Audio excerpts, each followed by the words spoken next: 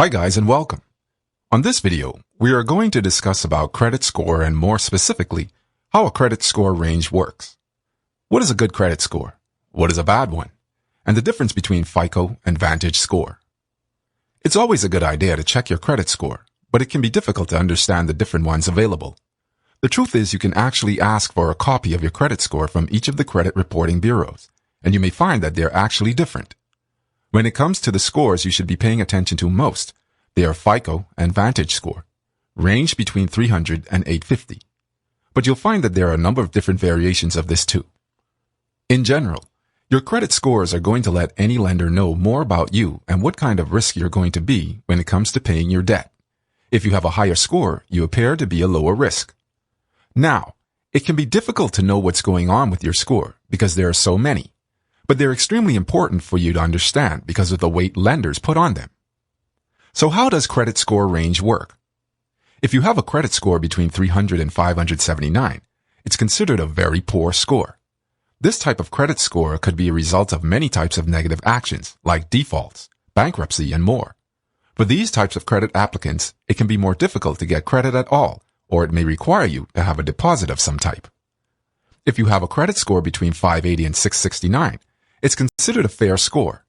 Here you may have a few minor problems on your credit, but it's in general not a big problem.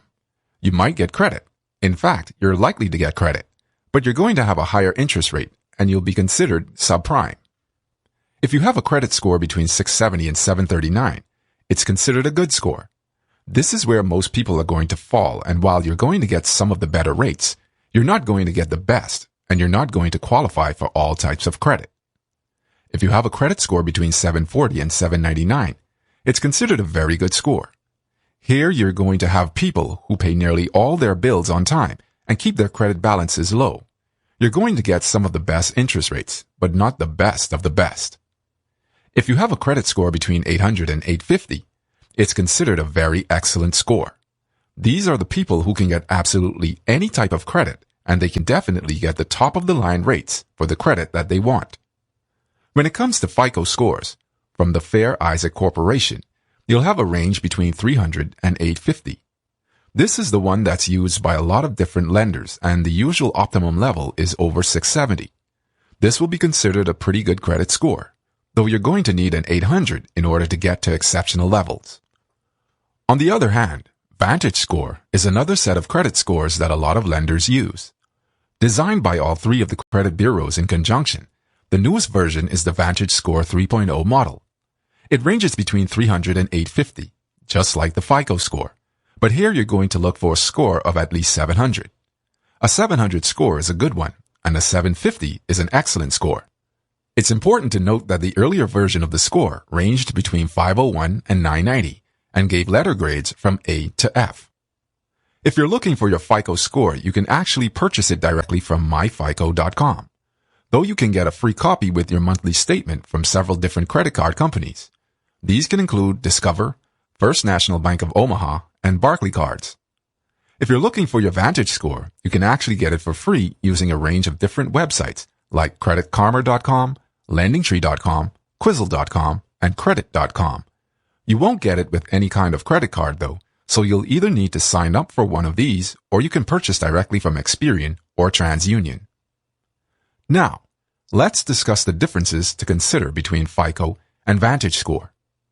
You'll find that differences in these two scores are based on the criteria that's used for scoring and, of course, the way they weigh out the behaviors that you may or may not participate in.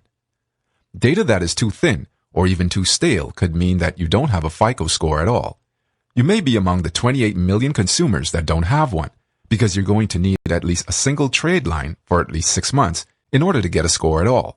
On top of that, you're going to have something that changes on your report within the last 6 months. When it comes to your Vantage score, you can actually get a credit score in just 1 month of activity. You'll generally find that even those who don't use their credit accounts will have a Vantage score because it looks at a total of 24 months worth of credit history. Next up, the industry-specific score models from FICO contrast with the range of categories that Vantage Score evaluates. You may get any kind of credit score when it comes to pulling a free or paid score. You could end up with the Vantage Score, the FICO score, or something else entirely, and that may not be the score that a credit lender is going to pull. Keep in mind that your credit score is not the only thing that lenders are going to pay attention to when it comes to setting your interest rate and approving you. When it does come to your credit score, lenders look at your history so they can figure out whether or not you will repay the money that you're given. Even someone who has a lot of debt could still keep their bills paid right and make sure that they have a great score. Outside of your credit score, your income and your debts are extremely important. Lenders look at the amounts that you owe, the amount that you earn, and the assets that you have.